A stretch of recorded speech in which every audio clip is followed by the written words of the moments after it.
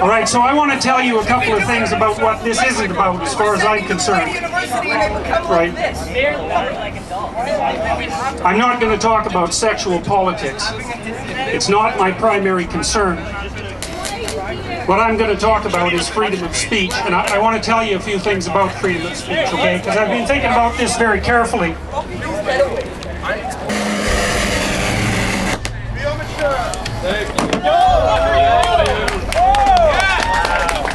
We need some men here, people. Men need to stop this nonsense. So there's a reason I'm defending freedom of speech. And the reason for that is quite straightforward. The reason I'm defending freedom of speech is because that's how people with different opinions settle their opinions in a civil society. And if we lose that, so much you can't imagine. Now here's what's happened with Bill C-16 and the surrounding legislation. Free speech is the mechanism by which we keep our society functioning. It's as a consequence of free speech and the ability to speak. People can put their finger on problems, articulate what those problems are, solve them, and come to a consensus. And we risk losing that. Now, you can say there should be reasonable restrictions on free speech, and that's the case. You shouldn't be allowed to yell fire in a crowded theater. And reasonable people can discuss and debate what those restrictions should be. But we can't debate the fact that putting restrictions on free speech is something dangerous beyond comprehension. And that's what we're faced with.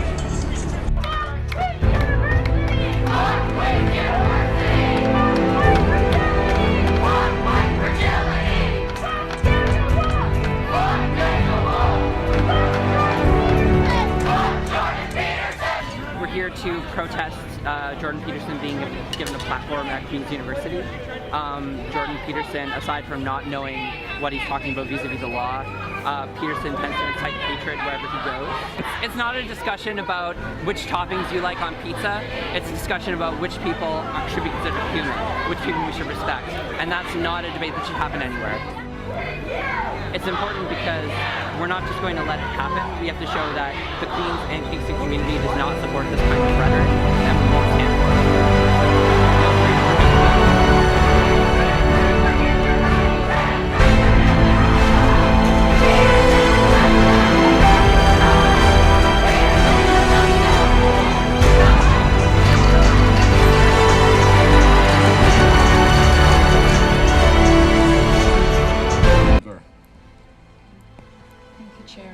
Both of you for being here.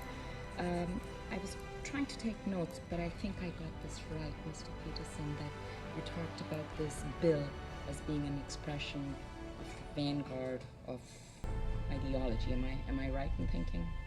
Well, I was thinking more about the policies that surrounded it, but yeah. Yes. Yeah. So I'm trying to square what you, as a party of one, are saying with published documents from the Canadian Psychological Association, the American Psychological Association, the Canadian Medical Association, the American Psychiatric Association, the Canadian Psychiatric Association, and the United Nations Human Rights experts.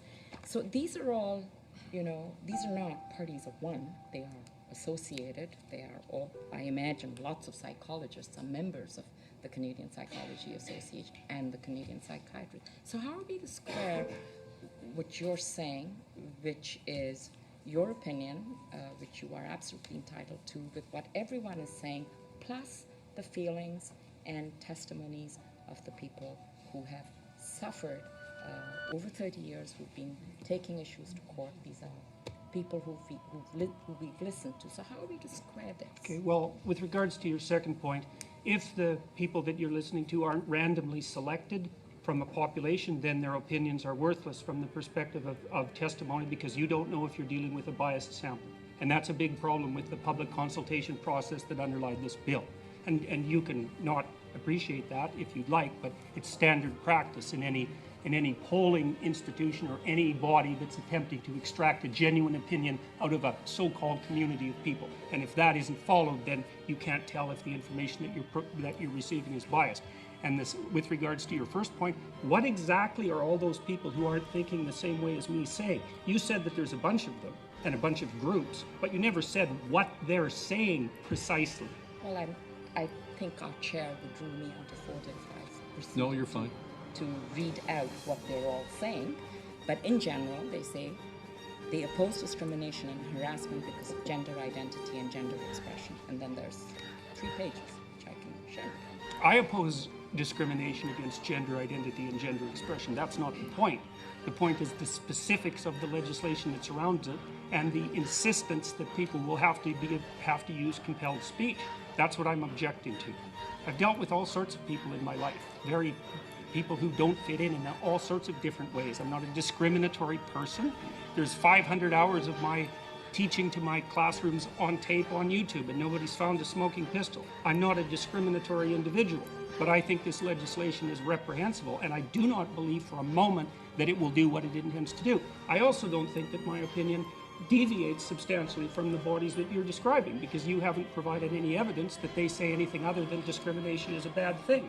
And I think that unreasonable discrimination is a bad thing. And it's unreasonable when people are judged for any reason other than the specific competence that they bring to, say, a given position. It's not in anyone's best interest that occurs. But I don't think that you've demonstrated in the least that the opinions that I'm putting forward exist in opposition to the standard practices, say, of my particular discipline. So. The debate that's been very controversial for you. And this is, you got into trouble for refusing to call trans men and women by their preferred personal pronouns. No, that's not actually true. I got in trouble because I said I would not follow the compelled speech dictates of the federal and provincial government. I actually never got in trouble for not calling anyone anything. Right. That didn't happen. You wouldn't follow the change of law, which was designed not to once it was outlaw law. discrimination. No. Well, that's what they said it was designed to do. Okay, you cited freedom of speech in that. Why should your right to freedom of speech trump a trans person's right not to be offended? Because in order to be able to think, you have to risk being offensive. I mean, look at the conversation we're having right now. You know, like, you're certainly willing to risk offending me in the pursuit of truth. Why should you have the right to do that? It's been rather uncomfortable. Well, I'm very glad I put you on the spot. Well, I'm very glad that I have exercised my freedom of speech. You get my point. It's like you're doing what you should do, which is digging a bit to see what the hell's going on. So and that is what you should do. But you're exercising your freedom of speech to certainly risk offending me. And that's fine. I think more power to you as far as I'm concerned. Except you haven't sat there and... I'm just trying to work that out. I mean... Ha, gotcha. You have got me. I'm trying to work that through in my head. Yeah, it took a while. It did, yeah. It took a while. So that's my idea of the patriarchy, which is a system of male dominance of society. Yeah, but that's not my sense of the patriarchy. So what's yours? Well, in what sense is our society male-dominated? The fact that the vast majority of wealth is owned by men, the vast majority of capital is owned by men. Women do more unpaid labour. Very tiny proportion of men, and a huge proportion of people who are seriously disaffected are men. Most people in prison are men. Most people who are on the street are men. Most victims of violent crime are men. Most people who commit suicide are men. Most people who die in wars are men. People who do worse in school are men. It's like, where's the dominance here precisely? What you're doing is you're taking a tiny substrata of hyper-successful men and using that to represent the entire structure of Western society. There's nothing about that that's vaguely appropriate. But I could say equally well that most rape victims are women. You know, terrible things happen to people of both sexes. And you could say that with perfect utility, but that doesn't provide any evidence for the existence of a male-dominated patriarchy. Well, it just means that terrible things happen to both genders, which they certainly do. But there are almost no women who rape men, for example. So that is an asymmetry there in sexual violence. Well, yes, there's an asymmetry in all sorts of places, but that doesn't mean that Western culture is a male-dominated patriarchy. The fact that there are asymmetries has nothing to do with your basic argument. No, but you might equally... This is a trope that people just accept. Western society is a male-dominated patriarchy. It's like, no, it's not.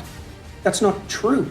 And even if it has a patriarchal structure to some degree, the fundamental basis of that structure is not power, it's competence. That's why our society works.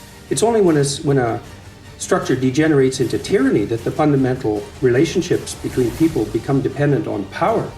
It's not power. If you hire a plumber who's likely to be male, it's not because there's roving bands of tyrannical plumbers forcing you to make that choice. And it's the case with almost every interaction that you have at the face of our culture. You're dealing with people who are offering a service of one form or another, who are usually part of the broad middle class, and what you're looking for is the person who can offer the best service, and you can find it. It's not a consequence of being dominated by anything that's tyrannical. And then again, our culture, our Western culture, which is by no means perfect, and certainly has tyrannical elements like all cultures do, is the least tyrannical society that's ever been produced, and certainly the least tyrannical society that exists now. This whole patriarchy thing, I think you have no idea how pernicious and dangerous it is. Well, no, I don't. I really don't. Go on. Throughout history have fundamentally cooperated to push back against the absolute catastrophe of existence. A terrible death rate, the probability of chronic starvation, early death, disease, the difficulty of raising children with all the death that was associated with that.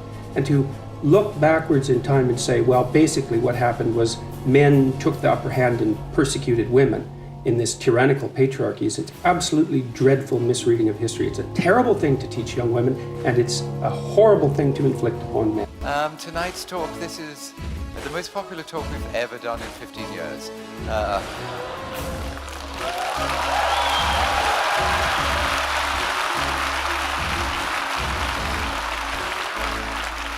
Tonight is the third, so it's been a weekend of Jordan Peterson, which has been a huge pleasure. For anyone who doesn't know him, and last night I think it was one babe in arms, and tonight it's probably my mother. He was an associate professor at Harvard University and is now the professor of clinical psychology at Toronto. His first book was a huge success. It revolutionized the psychology of religion, and his latest book, The 12 Rules of Life, is set to do exactly the same. And sorry to sound bossy, but he's not going to be doing selfies, just because it means he's got to stand up the whole time and it'll slow down the flow. But he's very happy to be photographed, and you can photobomb him if you'd like. So without further ado, please welcome one of the world's great public intellectuals, Jordan Peterson. Thank you.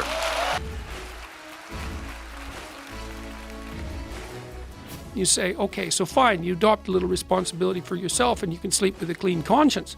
What happens if you adopted full responsibility for yourself and then for your family? Lots of the people who are coming to talk to me say now, I've been really trying to put my family together. Like I've made that a goal. I'm trying to heal my family and bring it together, and it's working. So here's a story. I love this story, man. It just killed me. I was in LA at the Orpheum. And you know, it's rough downtown in LA at places, around the Orpheum too. And Tammy and I, my wife, because she's traveling with me, and is a big help, by the way, we were wandering around downtown LA the morning after the talk, and we were walking down the street, and we were on streets we probably shouldn't have been on. But in any case, because what the hell do we know, being stupid Canadians? And so we were walking down the street, and this car pulled up beside us, and this kid hopped out, and he's a good-looking Latino kid, 20, 21, something like that. He jumped over, and he said, he's all excited. He said, "Are you Dr. Peterson?" I said, yeah. He said, "I'm really, really happy to meet you. I've been watching your lectures for like a year and a half, and I've been trying to put my life together, and it's really working. I'm really doing way better. I really wanted to thank you." And so it's lovely, when you're walking down a kind of rough area, and somebody pulls up beside you and they jump out of the car to tell you how much better their life is. That's a pretty good morning. And so, but then that isn't all that happened. He ran back to his car. He said, wait a minute. He went back to his car and he got out his dad, and they came over together, and his dad was just smiling away, like a real smile, and so was the kid, and they had their arms around each other, and they said, "Look, like we've really been working on our relationship for the last year and a half, and it's going just great. We want to thank you." And the father said something like, "I'm really happy that you got my son back to me." It's like, yes, that's what this bloody tour has been like. It's great. And everybody that's coming to these talks, that's what they're trying to do, You know, I got 3,000 people in each audience, and what they're trying to do is figure out, how can I take maximal responsibility for my own life? How can I imbue it with the meaning that helps me withstand tragedy and suffering? How can I be a better person? And wouldn't it be great if that was of optimal benefit to my family and the community? You're getting very emotional about this. Well, it's something, Joe. Jesus, I've seen like 150,000 people in the last 2 months. You know, and this is what it's, well, you'll have a chance to talk to Ruben about this too. This is what it's been like. It's so positive. I can't believe it. And it's just one person after another saying, like, look, I was having a rough time. I'm really happy that I've been encountering what you've been talking about. I've really been trying to put things together, and it's really helping. In counties in the US where marijuana has been legalized, the overuse of opiates for pain has decreased substantially. That's awesome. And the crime rates have gone down, interesting. Well, people stoned on pot? Like, dude, it's hard to pick somebody's pocket. Go break into a building? Yeah. I don't think so. You're just not going to get it together. You might knock for a long time. I think you might knock at the front door. I don't think you're going to break in. And you're not going to, you might, that's right, you might knock. You're not going to go out, what are you going to go out in the alley and have a fight? No, you're not. A real slow fight. That's right. Well, you're watching your hands, like, So it's like chess with your hands. Exactly. That's not going to happen. I think that if that would have been the only issue, then the furor surrounding what I said would have died away in 15 minutes. Do you think with what people call you, you shouldn't use the word furor so much? Furor? My dad hunts. He still hunts. He's 82. You know, he's slowing down a little bit, obviously, because he's getting old. But yeah, he's using a gun now instead of a knife. Yeah, when he's out there. That's right. He doesn't just jump on the animal. I shouldn't say this, but I'm going to because it's just so goddamn funny. I can't help but say it. I figured out how to monetize social justice warriors. That is what it is. I know, it's so funny. I just can't believe it. The other way. It just, if they let me speak, then I get to speak, and then more people support me on Patreon. It's like, that's annoying. It's like, goddamn capitalist, he's making more money off this ideological warfare. It's like, okay, fine, let's go protest him. So they go protest me, and then that goes up on YouTube, and then my Patreon account goes way up. So it's like, they don't know what to do. There are a lot of videos on the internet of you destroying or obliterating people, and they get a lot of views. So if you could destroy me in this interview, we'd really appreciate it. You like that? Yeah, and a lot of people watch our show. I can't guarantee it, but we'll see what happens. Do you ever watch those videos when you're feeling down about yourself? Do you just watch those videos and go, yes, I destroyed that person. I rolled. No. Come on. No, that doesn't happen. When I used to be a little bit more aimless, I was just like, oh, I want things to be good. It wasn't enough. No. Because things don't know how to just be good.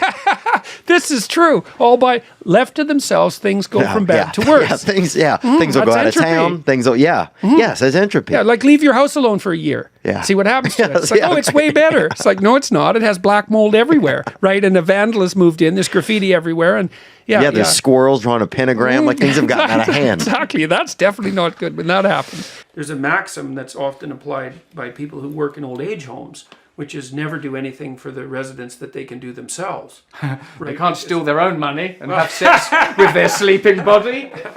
I'm a comedian. Very funny. I don't know why I say things like that.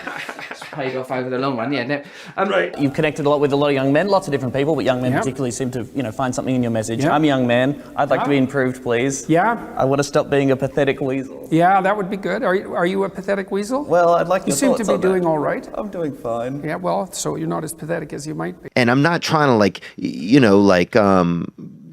smoke your salmon or whatever the term is in Canada, but it's definitely one we use. Okay, good. Yeah, dude.